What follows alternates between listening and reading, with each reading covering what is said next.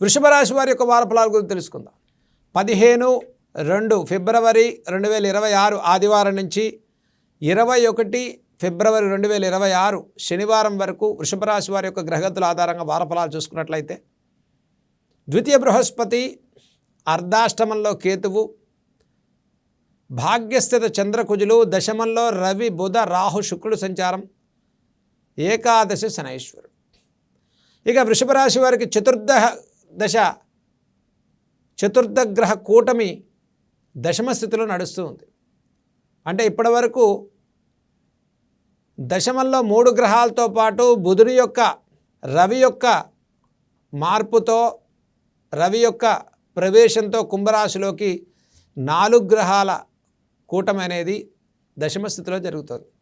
అంటే వృత్తిపరమైనటువంటి, ఉద్యోగపరమైనటువంటి మార్పులు, ఉద్యోగ బదిలీలు, గృహ మార్పులు, అలాగే వృత్తిపరమైనటువంటి మార్పులు చేర్పులకి అవకాశాలు వృషభ రాశి వారికి గోచరిస్తున్నాయి. ఈ వారంలో ద్వితీయ బృహస్పతి యొక్క సంచారం వల్ల అన్నింటా గురుబలంతో కూడుకున్నటువంటి విజయాలు సాధించుకుంటారు. లాభస్థితిలో శనైశ్వరుని ప్రభావం వల్ల నష్టాలను తగ్గించేటువంటి ప్రయత్నంలో సానుకూలమైన పరిస్థితులు గోచరిస్తూ ఉన్నాయి. భాగ్యస్థిత చంద్రకుజుల సంచారం వల్ల ఖర్చు స్థానం పెరుగుతుంది. వ్యాపార పరంగా, రియల్ ఎస్టేట్ పరంగా, construction, iron, oil, automobile, exporting, importing లాంటి వ్యాపారస్తుల్లో, పెట్టుబడి రంగాల్లో ఉండేటువంటి వారు కొంత పెట్టుబడి తక్కువగా పెట్టుకుని ముందుకెళ్ళటం చెప్పదగ్గ సూచన. దశమంలో రవితో కూడుకుని 2 శుభగ్రహాలు, 2 పాపగ్రహాల యొక్క ప్రభావం ఉండటం వల్ల ఎంత మనం మంచిగా ప్రయత్నం చేస్తున్నప్పటికీ కొంత ఆర్థికపరమైన నష్టాలు పెరిగేటువంటి అవకాశాలు గోచరిస్తున్నాయి. కాబట్టి ఇక ఉద్యోగ మార్పులు, ఉద్యోగ బదిలీల విషయాల్లో సుదూర ప్రాంతాలకు బదిలీ అయ్యేటువంటి అవకాశం గోచరిస్తుంది.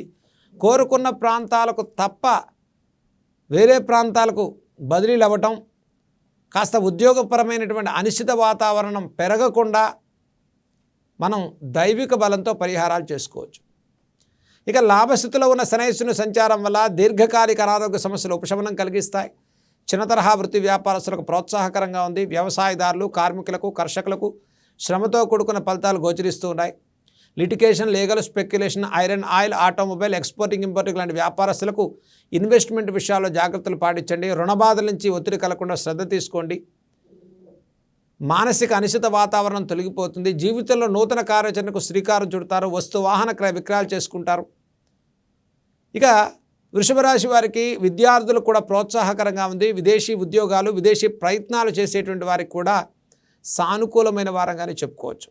అయితే పెద్ద వ్యవహారాల్లో ఇన్వెస్ట్మెంట్స్ ప్లానింగ్ చేసేవారు, విదేశీ సంబంధితమైన ప్రయాణాల్లో కూడా ఖర్చు స్థానం పెరుగుతుంది. ఎక్స్పెక్ట్ చేసిన దానికన్నా ఫైనాన్షియల్గా కొంత ఒత్తిడి భారం కానీ, ఖర్చు స్థానం కానీ అత్యధిక మొత్తంలో పెరిగేటువంటి అవకాశాలు వృషభ రాశి వారికి గోచరిస్తున్నాయి.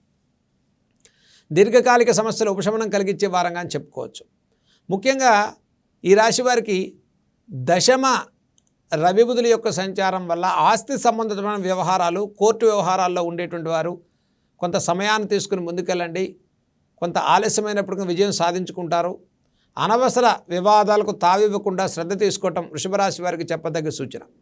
ఇక వృషభ రాశి వారి వారంలో చేయదగిన పరిహారాల గురించి మనం తెలుసుకుందాం. ఈ రాశి వారికి భాగ్యస్థిత చంద్రకుజుల యొక్క సంచారం, అర్ధాష్టమ కేతువు, ప్రతిరోజు కూడా గణపతి యొక్క ఆరాధన చేయండి.